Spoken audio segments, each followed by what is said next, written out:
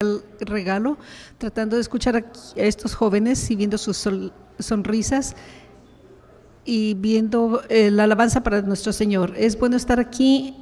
Desde hace 5 años que estuvimos aquí en México y queremos reconectarnos con nuestros hermanos y hermanas, y quiero extender mis gracias a los hermanos de Latinoamérica por practicar el español conmigo, y extender mis disculpas por tratar de hablar su idioma. Es un hermoso idioma, no tan bueno mientras sale de mi boca. Así que aprecio la oportunidad de practicar y compartir la oportunidad de reconectarnos.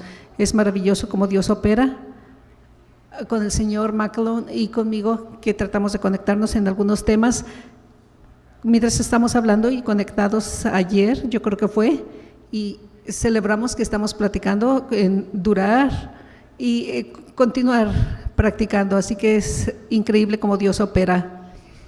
Enseñé por un número de años, en secundaria por 15 años, y es el más importante aspecto, el aprender con repetición, y podemos escuchar mensajes en diferentes formas, y hoy vamos a tener la oportunidad de hacer lo mismo.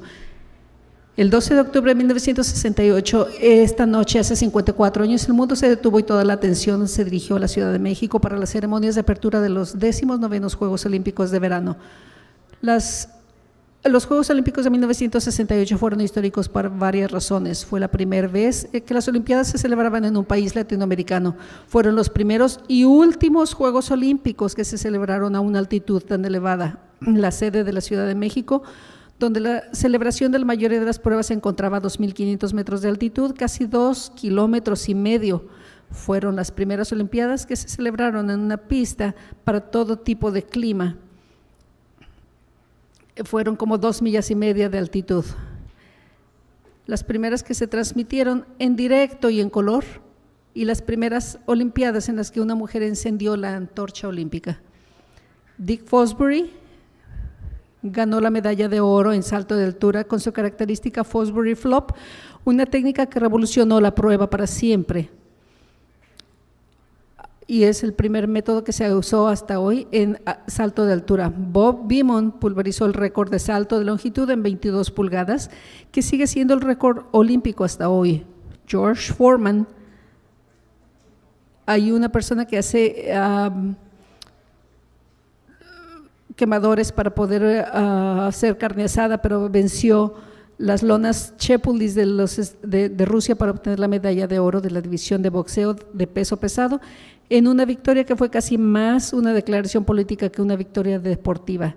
Al Oerter ganó una 4ª medalla de oro consecutiva en el disco, y los famosos corredores John Carlos y Tommy Smith se pararon con sus puños enguantados en un podio después de la carrera de 200 metros en protesta por cuestiones relacionadas con los derechos civiles.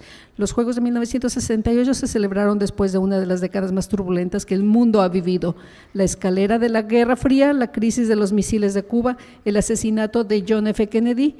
En esa década, el movimiento de la contracultura y las subsiguientes protestas se intensificaron a medida que avanzaba la década. Los temas relacionados con los derechos civiles dominaron la década, y el verano de 1967 se apodó el largo verano caliente, ya que las sofocantes temperaturas en todo Estados Unidos y el malestar político y civil condujeron a 150 disturbios raciales con más de 80 muertos, más de 2,000 heridos y más de 11,000 detenidos. Estos disturbios políticos y civiles tuvieron lugar durante toda la década de 1960, en la que se produjeron disturbios, protestas, golpes de Estado, asesinatos políticos en toda África, Sudamérica y el sudeste asiático. Y cuando el país salió de todo esto en 1968, las protestas y los disturbios civiles continuaron. En 1968 se produjo una importante escalada de la guerra de Vietnam, con el resultado de mayor número de personal de servicio estadounidense muerto en todos los años de conflicto. En abril de 1968, Martin Luther King Jr. fue asesinado a tiros en el balcón de un hotel en Memphis. 2 meses después, Bobby Kennedy fue asesinado. En agosto de 1968, solo 2 meses antes de los Juegos, y la Unión Soviética invadió Checoslovaquia, y luego, 10 días antes de los Juegos Olímpicos de la Ciudad de México, tuvo lugar la masacre de Tlatelolco. en la Plaza de las Tres Culturas de Tlatelolco, donde murieron 200 manifestantes y otros miles resultaron heridos. Pero durante un periodo que comenzó el 12 de octubre, el mundo dejó de lado muchos de estos desafíos y se unió para competir en los Juegos Olímpicos de verano de 1968, de acuerdo con el antiguo concepto olímpico de echekeiria, una palabra griega que describía la toma de manos. Este periodo de las antiguas Olimpiadas representaba una época en la que todas las guerras y conflictos se dejaban a un lado en una tregua formalizada, lo que permitía el paso seguro de las atletas y espectadores, un concepto que ha llegado hasta nuestros días. Los Juegos Olímpicos modernos renacieron en 1896 en Atenas, Grecia, tras un paréntesis de más de 2.200 años. En lugar del pequeño puñado de pruebas que tenían lugar durante las antiguas Olimpiadas, pruebas de carrera de corta y media distancia, salto de longitud, lanzamiento de peso, jabalina, boxeo, lucha y pruebas ecuestres. Esta versión moderna de la Olimpiada tenía un total de 43 pruebas en las que podían participar los competidores. Una de las pruebas era una adición reciente al programa olímpico moderno, pero tenía orígenes antiguos, la maratón. En el año 490 a.C., el rey Darío I del Imperio Persa envió un barco tras otro de los soldados persas en Atenas para castigarlos por su papel en la revuelta jónica. 600 barcos llenos de soldados desembarcaron en la pequeña playa de la bahía de Maratón. Una fuerza de los historiadores de la antigüedad ha estimado que unos 200 o 300 mil soldados, los historiadores modernos una estimación un poco más conservadora y la mayoría coincide en que se trata de unos 25 mil soldados. Independientemente del número, superaban a las fuerzas atenienses en al menos 2-1. El ejército griego se posicionó para bloquear las salidas de la playa, atrapando esencialmente a las fuerzas persas mientras enviaban el hemero Dromoi, un corredor diurno para reunir refuerzos de Esparta. Estos mensajeros eran conocidos por su capacidad de correr todo el día sin parar o de correr durante varios días si era necesario. Feidípides fue el corredor elegido y se puso en marcha de inmediato. Corriendo por el rocoso y escarpado terreno griego, atravesó campos y montañas recorriendo las 150 millas de distancia entre el campo de la batalla de Maratón y Esparta en unos 2 días. Corrió como parece indicar Heródotus, sin parar. Cuando llegó a Esparta, no solo tuvo que entregar el mensaje, sino que tuvo que intentar convencerles de que se unieran a la lucha. Los espartanos se encontraban en medio de un festival religioso al que aún se quedaban 6 días para su finalización y no podían enviar fuerzas para que se completara. Así que Feidípides hizo lo impensable, corrió la carrera de 240 kilómetros desde Esparta hasta el campo de la batalla para hacer saber al comandante anterior ateniense que los esfuerzos no iban a llegar. Ese conocimiento cambiaría su estrategia, ya que la batalla terminaría antes de que llegaran los esfuerzos. Durante los 2 días siguientes, por el accidentado terreno griego, las llanuras y montañas, Feidípides corrió para entregar su mensaje al comandante ateniense. La batalla había estado en un punto muerto durante los últimos días, sin embargo, ninguno de los 2 bandos ganaba mucho terreno, pero cuando el general se enteró de que no llegaban refuerzos, optó por cambiar su táctica. A la mañana siguiente, la fuerza ateniense sorprendió a los persas con una carga ofensiva, cambiando el rumbo de la batalla y rompiendo la terminación persa. Los soldados restantes saltaron a sus barcos y huyeron. Cuenta la leyenda que Feidípides corrió las 25 millas que separan Maratón de Atenas para declarar la victoria ateniense y, según la leyenda, al llegar exclamó Naiki, Naiki, Nikiakimi, que significa victoria, victoria, alégrate de que conquistamos. Y aún la leyenda, a su exclamación, murió. Es imposible verificar este componente final de la historia de Feidípides, ya que los historiadores están divididos, pero en lo que así están de acuerdo en que se corrió de más de 300 millas en 4 días para entregar su mensaje y nació el maratón, una carrera de 26.2 millas que representa la distancia que el campo de la batalla de Maratón y Atenas. En 1968, en los Juegos Olímpicos de la Ciudad de México, el maratón se celebraba en 7.350 pies, 26.2 millas a casi 1,5 millas sobre el nivel del mar. Para todos los atletas, excepto los del elite, una carrera así sería imposible. Entre los competidores de la Ciudad de México había un corredor llamado John Stephen Akhwari, que era uno de los 4 atletas del país africano de Tanzania. A pesar de ser un país montañoso, el señor Akhwari no había entrenado a suficiente altura y empezó a sufrir calambres a medida que avanzaba la carrera. Tratando de recuperar el terreno perdido, empezó a disputar la posición con otros corredores en torno a la marca de las 11 millas y fue golpeado. Cayó con fuerza y se dislocó la rodilla, se golpeó el hombro y la cabeza contra el pavimento. Se levantó temblorosamente haciendo una mueca de dolor al apoyar el peso en la rodilla dislocada y empezó a poner lentamente un pie delante de otro durante los siguientes 15 kilómetros. El sol se puso, la multitud se fue a casa, cruzó cojeando la línea de la meta con un tiempo de 3 horas, 25 minutos y 27 segundos, a más de 1 hora del ganador de la prueba. Cuando los periodistas le preguntaron por qué no se limitó a parar, por qué se esforzó por terminar, contestó en forma célebre: mi país no me envió 5,000 millas para empezar la carrera, me enviaron 5,000 millas para terminar la carrera.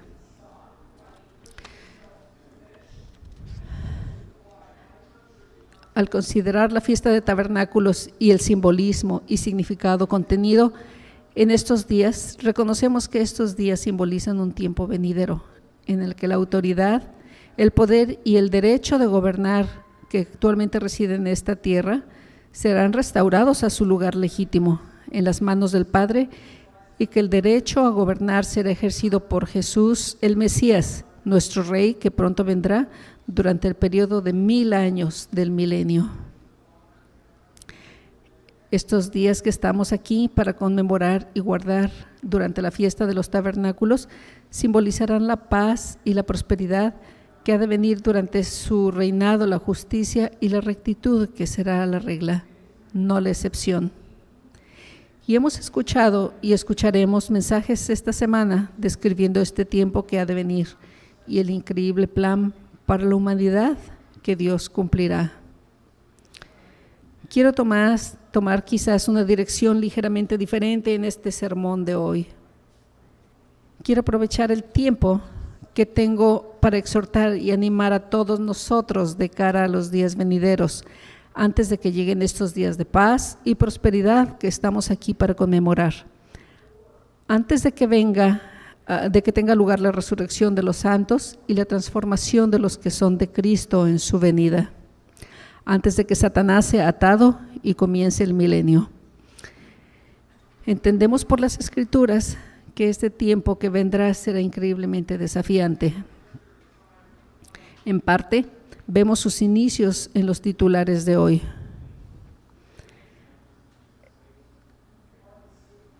La amenaza de una escalada nuclear en el conflicto entre Rusia y Ucrania. Vemos las oscilaciones económicas y financieras a medida que los mercados se desploman y los tipos de interés se disparan.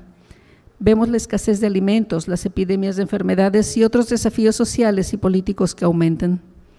Acompáñenme, por favor, con Mateo 24. Mateo 24.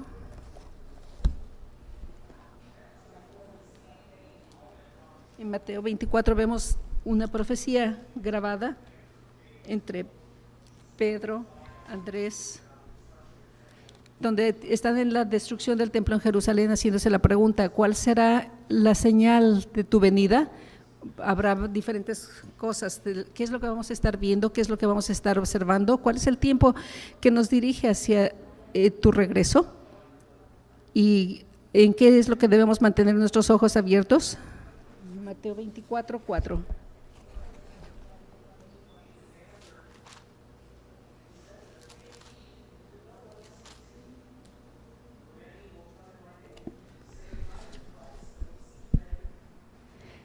Respondiendo Jesús les dijo: mirad que nadie os engañe, porque vendrán muchos en mi nombre diciendo yo soy el Cristo, y a muchos engañarán, y diréis de guerras y rumores de guerras. Mirad que no os turbéis, porque es necesario que todo esto acontezca, pero aún no es el fin, porque se levantará nación contra nación y reino contra reino, y habrá pestes y hambres y terremotos en diferentes lugares, y todo esto será principio de dolores. Entonces os entregarán a tribulación y os matarán, y seréis aborrecidos de todas las gentes por causa de mi nombre. Muchos tropezarán entonces y se entregarán unos a otros, y unos a otros se aborrecerán, y muchos falsos profetas se levantarán y engañarán a muchos. Y por haberse multiplicado la maldad, el amor de muchos se enfriará. Mas el que persevere, versículo 13, hasta el fin, este será salvo. Aquel que persevere hasta el fin, ese será salvo. Así que habrá guerras, rumores de guerras, pestilencia, hambres, y todo esto es el principio. Así como los dolores de parto durante el embarazo se incrementarán con intensidad y frecuencia mientras estamos cerca al regreso de Jesucristo. Cristo es claro: aquellos que duren hasta el fin serán salvos. Y está implícito en esas palabras la alternativa de que, hermanos, si no perseveramos hasta el fin y corremos el riesgo de no experimentar el milenio de que estamos aquí para conmemorar durante estos días, nuestro Dios no nos ha llamado para empezar la carrera, nos ha llamado para terminarla. Por si aún no lo han adivinado, el título del mensaje de hoy es terminar la carrera. Terminar la carrera. Comencemos hoy el libro de Hebreos para preparar el escenario. Vayamos a Hebreos 12 y vamos a comenzar allí con este concepto de que el reino es establecido y es traído y expandido aquí en el libro de Hebreos. Y en este pasaje particular nos sigue directamente a las orillas del primer capítulo, donde ve la diversidad acerca de todos estos retos, y en Hebreos 12 usa el ejemplo de construir este concepto de permanecer, durar. Hebreos 12, vamos a comenzar en versículo 1, Hebreos 12:1, y dice: por tanto, nosotros también, teniendo en derredor nuestra tan grande nube de testigos, despojémonos de todo peso y del pecado que nos asedia, y corramos con paciencia la carrera que tenemos por delante. Puesto los ojos en Jesús, el autor y consumador de la fe, el cual por el gozo puesto delante de él sufrió la cruz, menospreciando el oprobio, y se sentó a la diestra del trono de Dios. El escritor de Hebreos conecta estos conceptos de Hebreos 11 y construye en esta idea, porque a causa del ejemplo de estos fieles testigos y esta gran nube de testigos que corrieron la carrera para completar sin haber tenido experiencia y sin haber recibido la promesa, que debemos dejar al lado todo peso y el pecado que nos atrapa, corriendo con resistencia a esta carrera, esta vida que está puesta delante de cada uno de nosotros. La palabra resistencia aquí en versículo 1 es la palabra griega hupomonei. La palabra hupomonei es del libro de Fuerte, que es 5281, que se traduce como resistencia, paciencia o firmeza. El diccionario expositivo de las palabras del Antiguo y Nuevo Testamento de Mons ilustra que la palabra puede traer consigo un sentido de resistencia paciente, una perseverancia o de soportar el sufrimiento, como se usa en varios lugares a lo largo del Nuevo Testamento. En inglés, sin embargo, endurance o perdurar es una de esas palabras curiosas que pueden expresarse tanto en forma pasiva como activa. Les voy a dar un ejemplo. Puedo perdurar en tener colección de audiencias. En ambas acepciones significa esencialmente soportar las dificultades y la adversidad sin ceder o no desviarse del propósito deliberado. Puedo permanecer en un viaje al dentista o puedo soportar el tráfico. Y más o menos ninguna de estas cosas requiere nada de mí, excepto una cierta aceptación pasiva de la dificultad que estoy experimentando. No se me pide nada más que aguantar.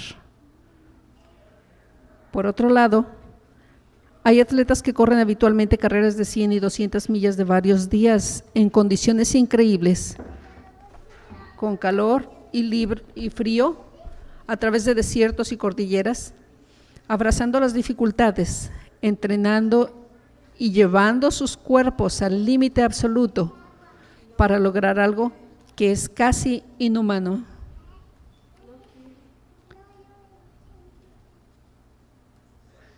esencialmente. Están experimentando dificultades y adversidad. Cuando usted compara que está sentado en el tráfico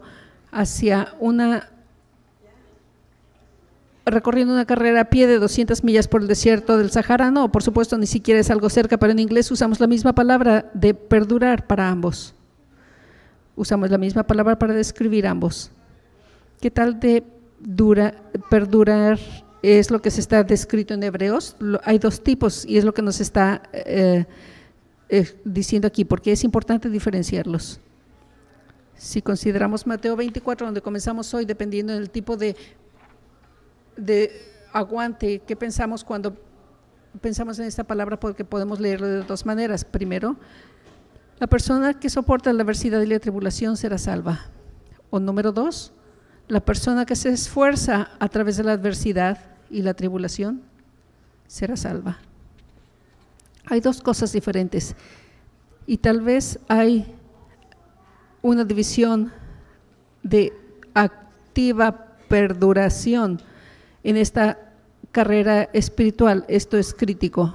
Eclesiastés 9:11, no vamos a ir ahí, pero les voy a decir que anoten y graba que la carrera no es para los rápidos. La carrera no es para los rápidos. El tiempo y el azar pasan. La persona más rápida en el campo no siempre es la persona que gana la carrera. Frecuentemente en 1968 no es la persona más rápida en el campo, es la persona que corre la mejor carrera. De hecho, Joseph Akwasi era el favorito para ganar el maratón de los Juegos Olímpicos de México en 1968. Normalmente corría el maratón en 2 horas y 20 minutos a un ritmo de 5:34 millas, lo que se le hizo ganar múltiples campeonatos mundiales en los años anteriores en las Olimpiadas. En un campo de competidores estaba en la cima, pero debido a las circunstancias atenuantes por el tiempo y el azar, terminó en último lugar. La carrera no es para los rápidos. Todos corremos la carrera que nos toca. Y lo que esperamos es poner nuestro reto en el lugar que Dios nos pone. Y esto puede ser otro lugar que se encuentra en 1 Corintios 9, de hecho, en un lugar en particular, en la descripción aún el más fuerte, ya que el apóstol Pablo explica su razonamiento en el proceso. Si quieren girar allí conmigo, por favor, vamos a 1 Corintios 9 y lo retomaremos en el versículo 24. 1 Corintios 9, versículo 24. Y dice, ¿no sabéis que los que corren en una carrera, corren todos? Todos corren, pero uno solo recibe el premio. Corre de tal manera que podáis obtenerlo. Y todo aquel que compite por el premio es templado en todo. Ahora bien, ellos lo hacen para obtener una corona perecedera, pero nosotros para una corona imperecedera. Por eso corro así, no con incertidumbre, así lucho, no como quien golpea al aire, sino que disciplina mi cuerpo y lo somete, no sea que habiendo predicado a otros, yo mismo me descalifique. Es un poquito diferente en las carreras de hoy, en las carreras de distancia. En los actuales tiempos la mayoría de la gente no entra en un maratón y ni siquiera considerando la posibilidad de ganar. Y podemos ponerlo entre comillas, de ganar, porque hay un campo de corredores de élite tan grande que simplemente no es realista. En las carreras de resistencia de hoy en día, la gente se enfrenta a sí misma, a su propia puntuación, en contra de su habilidad y si es que alcanzan a terminar. Todos los que terminan reciben una medalla, una camiseta y un plátano gratis. En realidad es técnicamente un plátano de $130, pero eso no viene en caso. Solo una persona gana el primer lugar, solo hay un ganador, todos los demás pierden. Irónicamente, la mayoría de las veces, a menos que seamos uno de esos corredores de élite, físicamente en realidad estamos entrenando para perder un maratón. Apuesto a que nunca lo habías pensado así, pero es verdad, estás ahí en contra de ti mismo. Estás ahí para tomar un par de corredores enfrente a ti y tratas de tener un mejor término enfrente de eso. Pero el punto de Pablo a los hermanos en Corinto es que deben correr una carrera de tal manera para obtener el premio, permanecer templados en nuestro entrenamiento para la corona imperecedera, entrenando no con incertidumbre, sino disciplinándonos para poder obtener el premio de la vida eterna. La oportunidad de ser parte del milenio y del reino de Dios eternamente como hijos de Dios resucitados. A pesar de la pérdida prácticamente garantizada de las carreras actuales, la popularidad de las carreras de resistencia nunca han sido mayor. Las distancias tradicionales, las carreras de 5 kilómetros, 10 kilómetros, medio maratón y maratón, se han estancado un poco en los últimos años con un mayor número de individuos que saltan a las carreras de obstáculos, de trail y ultramaratones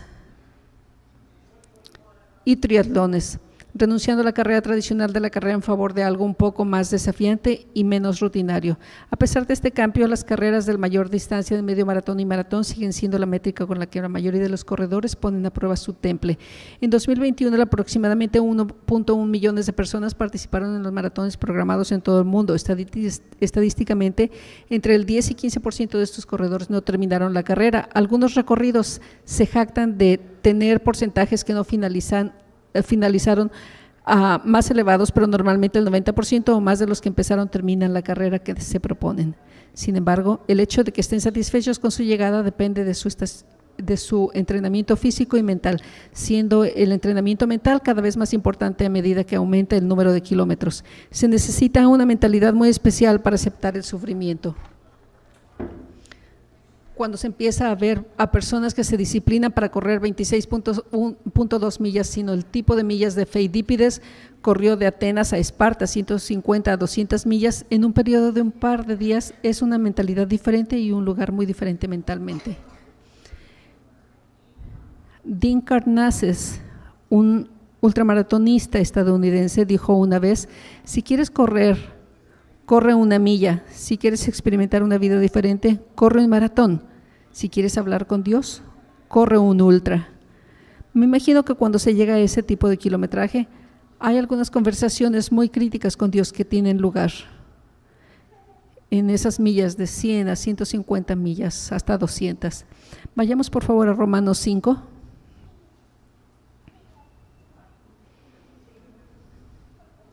Romanos 5. Vamos a ver al apóstol Pablo que él comprendía los desafíos y las dificultades, entendía el tipo de mentalidad necesaria para superar las pruebas físicas y espirituales a las que nos enfrentamos como cristianos.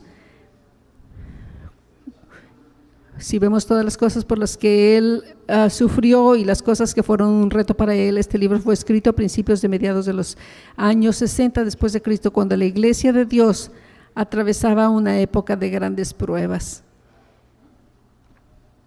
Un gran número de hermanos estaban empezando a experimentar persecución y tribulación similar a lo que Cristo describió en Mateo 24, en medio del trono del Imperio Romano. En Romanos 5:1, Pablo señala que la fe, la esperanza en Dios y las promesas que Él ha proporcionado triunfa sobre el peligro. Romanos 5, versículo 1. Por tanto, habiendo sido justificados por la fe, tenemos paz con Dios por medio de nuestro Señor Jesucristo, por quien también tenemos acceso por la fe a esta gracia en la que estamos parados y nos regocijamos en la esperanza de la gloria de Dios.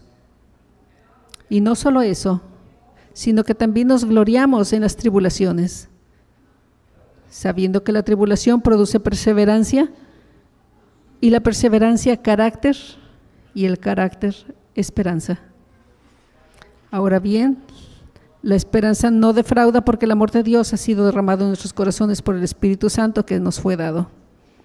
La tribulación produce perseverancia, resistencia. Esta palabra griega hupomone, otra vez. Esa resistencia crea carácter y ese carácter construye esperanza. Pablo de alguna forma llega a decir que al considerar esta carrera espiritual, nuestra mentalidad debe cambiar. En lugar de sentirnos frustrados y molestos por las pruebas y los desafíos que experimentamos, en lugar de permitir que nos agoten, nos derroten o nos resten energía, Pablo dice que debemos gloriarnos en ellos, aceptarlas y abrazarlas. Y como humanos decimos, ¿qué? ¿Por qué? Eso es algo loco. Porque esas tribulaciones en nuestras vidas, si activamente perseveramos y empujamos sobre estos retos y confiamos firmemente en Dios y sus promesas, continuando en ese camino, poniendo un pie enfrente de otro, eso produce estas cosas, produce carácter y produce esperanza. Nunca voy a olvidar cuando un compañero me dijo, después de completar un primer maratón, dijo, ¿cuándo va a ser el próximo? Lo cual, eso sucede cuando alguien termina un maratón, nos preguntamos, ¿cuándo vamos a continuar el siguiente? Y sin dudarlo, no brincamos nada, así que decimos, ¿cuándo va a ser el siguiente? Decimos, nunca más. Ok, colaboramos y preguntamos acerca de esto y decimos, ¿por qué no? Y dice, porque la milla 21 me vuelvo a ver a mí mismo y no me gusta lo que veo. Por aquellos de ustedes que han corrido algunas de estas carreras antes, la milla 21 se empieza a hacer gelatinosa y comenzamos a gritar dentro de nosotros mismos y cualquier estrategia se viene inconforme y ponemos un pie enfrente de otro por las siguientes millas hasta que básicamente decimos, estaba tan entumido que no podía sentir nada nunca más. Podemos decir lo que afeccionadamente decimos, eso podemos gritar o golpear el muro y no pueden confiar en la milla 21 hasta que terminan hasta el final y podemos ir a través de las emociones simplemente sin saber qué va a pasar. Aprendamos acerca de los carbohidratos como un horno. Los carbohidratos son fuente de combustible preferida del cuerpo porque son fáciles de obtener, fáciles de convertir en energía y se queman bien. Hay otras cosas que el cuerpo puede utilizar como combustible, pero los carbohidratos son la principal vía por defecto. El corredor medio quema aproximadamente 100 calorías por kilómetro y más si se esfuerza antes. Una vez que esos carbohidratos libres se agotan, el cuerpo empieza a utilizar las reservas. El cuerpo tiene la capacidad de almacenar aproximadamente 1.800 a 2.000 calorías de carbohidratos en su cuerpo. Estos se almacenan en forma de glucógeno en los músculos y el hígado. Puedes hacer las matemáticas, pero cuando cuentas un nivel de carbohidratos libres en el cuerpo para comenzar la carrera, eso significa que la mayoría de los corredores en algún momento, entre la milla 18 a 23, se van a quedar sin gasolina. Su tanque va a estar vacío. Llegarán a un punto en el que literalmente no habrá más gasolina en el depósito. Este muro se produce cuando las reservas de glucógeno se agotan por completo y se acaban. Para seguir alimentando los músculos, el corazón, los pulmones, etcétera, el cuerpo redirige la energía disponible del cerebro a las partes del cuerpo que más lo necesitan, apagando efectivamente la función cerebral no esencial. La función ejecutiva, las decisiones, se van. Como tu cuerpo enruta lo que quiere proporcionar al cerebro la capacidad de controlar la función anatómica. Los pensamientos negativos se arrastran y hay muy poca energía para apagarlos y por desgracia, en ese momento que nuestra mente no es más débil, cuando más lo necesitamos. En ese momento, en él se producen muchos abandonos. Se topan con ese muro y no pueden ni siquiera contemplar la posibilidad de dar un paso más. A veces se puede ver, algunos corredores se tambalean literalmente y se desploman, otros empiezan a tomar decisiones que no tienen sentido. Algunos abandonan por completo la carrera. En este punto en el que cada uno de nosotros es más vulnerable en esta carrera en la que nos encontramos, y por lo que el apóstol Pablo en 1 Corintios 9 nos anima a empujar a través de la adversidad y correr nuestra carrera con la certeza de la meta.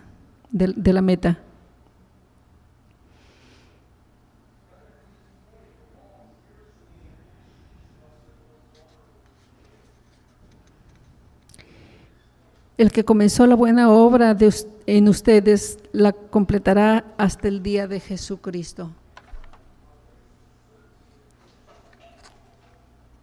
Dios terminará lo que comenzó, y es con ese conocimiento que podemos enfrentar los desafíos que se nos presentan. ¿Alguna vez te has topado con un muro espiritual? ¿Un momento en tu vida en el que pensaste que simplemente no podías continuar? Va a haber un tiempo en esta carrera espiritual en la que simplemente te vas a sentir como que no puedes continuar. Una prueba tan feroz o una lucha tan larga en la cual te sentiste que este es el punto y estás por darte por vencido.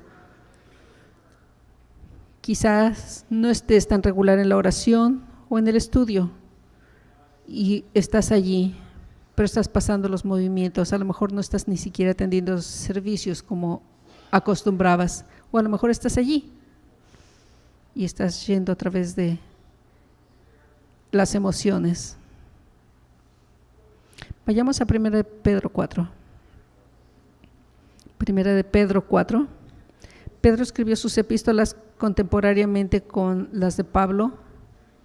Esa primera y segunda de Pedro fueron escritas a mediados de los 50, 60, durante el periodo del tiempo de Nerón, que gobernaba el Imperio Romano. 1 de Pedro 4, versículo 12. Vamos a ver los pensamientos de Pedro en el mismo concepto que estamos experimentando, los retos que enfrentamos. 1 de Pedro 4, versículo 12.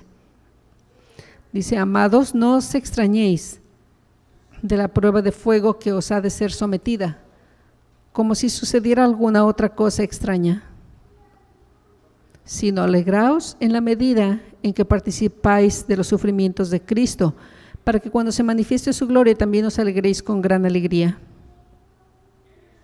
Pedro deseaba que los hermanos supieran qué esperar y que se regocijaran mientras compartían dentro de sus sufrimientos. Santiago escribió algo similar y Pedro supo y quiso dejar a los hermanos saber qué esperar, las cosas que iban a venir, que los tiempos serían desafiantes, de tal manera que los probarían como si fueran probados en el fuego. Pedro deseaba impartirles la importancia de ver estas cosas con la perspectiva adecuada.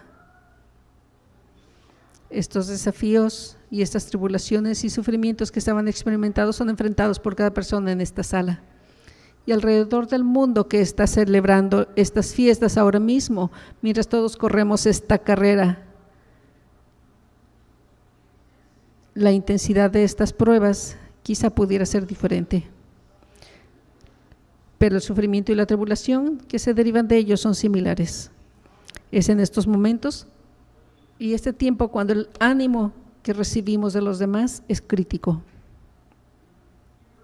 Unos versículos antes, en 1 de Pedro 4, versículo 7, Pedro escribe lo siguiente. 1 de Pedro 4, 7, dice: pero el fin de todas las cosas está cerca. Por lo tanto, como resultado de este hecho, dice: sean serios y vigilantes en sus oraciones. Y sobre todo, tened ferviente amor los unos por los otros, porque el amor cubrirá multitud de pecados. Sed hospitalarios los unos con los otros sin rechistar. Aprecio esa parte de Pedro de no rechistar a causa de eso. Según el don que cada uno haya recibido, ministrelo a los demás como buenos administradores de la multiforme gracia de Dios. Al continuar este tiempo del fin, Pedro los amonesta y a nosotros a ser serios y vigilantes en nuestras oraciones.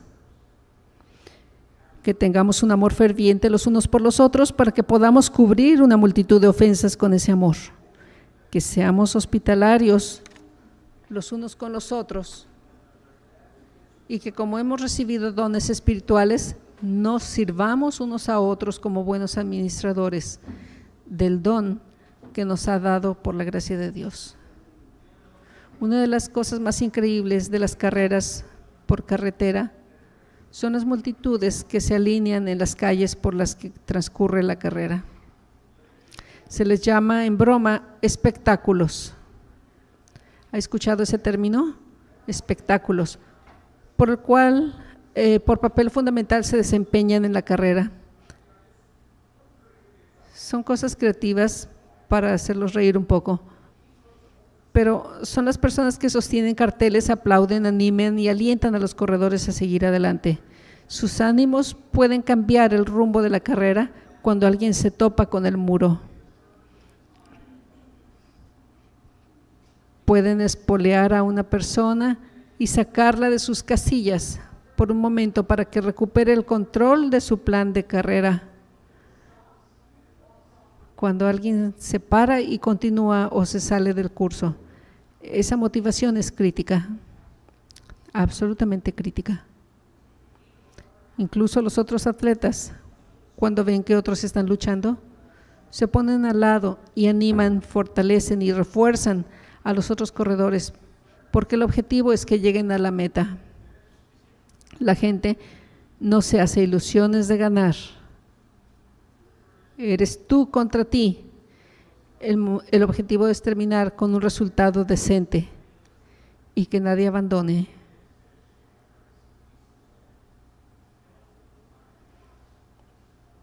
No se debe dejar que nadie abandone. En 1 Pedro 5:10, Pedro llega al clímax de lo que estaba construyendo en su carta al animar y exhortar a los hermanos.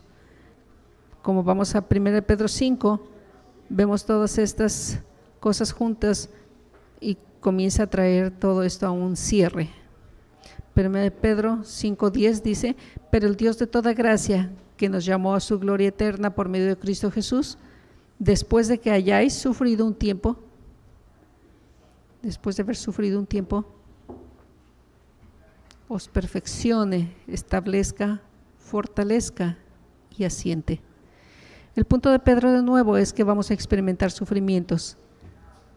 Es parte de esta vida cristiana que Dios nos ha llamado a su gloria eterna por medio de Jesucristo.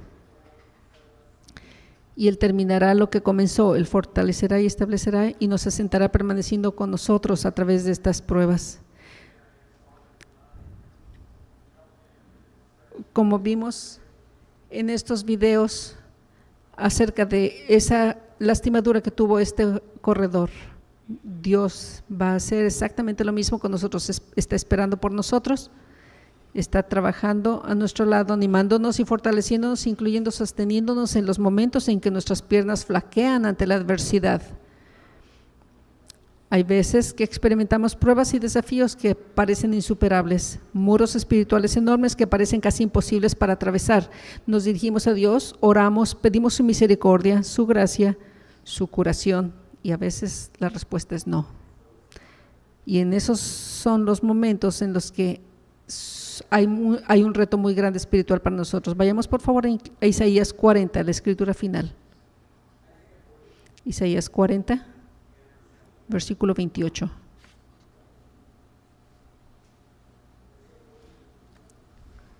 Isaías 40, 28. Dice: ¿no has sabido? ¿No has oído? El Dios eterno, el Señor, creador de los confines de la tierra, no desfallece ni se cansa. Su entendimiento es inescrutable. Él da poder a los débiles y a los que no tienen fuerza les aumenta las fuerzas. Hasta los jóvenes se desmayan y se cansan, y los jóvenes caerán por completo. Pero los que esperan en el Señor renovarán sus fuerzas. Se levantarán con alas como las águilas, correrán y no se cansarán, caminarán y no se cansarán.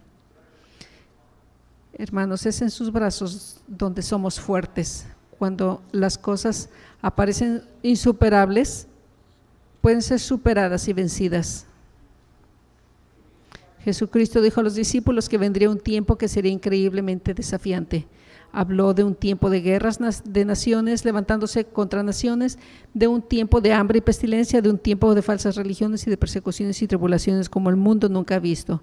Él amonestó a los discípulos a resistir hasta el final, a perseverar contra el viento y marea, incluso cuando las cosas no vayan según lo previsto. John Stephen Akhwari no consiguió la carrera que había planeado durante los Juegos Olímpicos de México de 1968. Mientras se levantaba de la calzada tras la caída, lidiando con el dolor de la rodilla por la dislocación y el daño en el hombro, experimentando los continuos calambres musculares debidos a la altitud, corrió las siguientes 15 millas a un ritmo de 9:40 minutos. Dejemos que esto se asiente por un segundo. El hombre corre a un ritmo de 9 minutos con 40 segundos.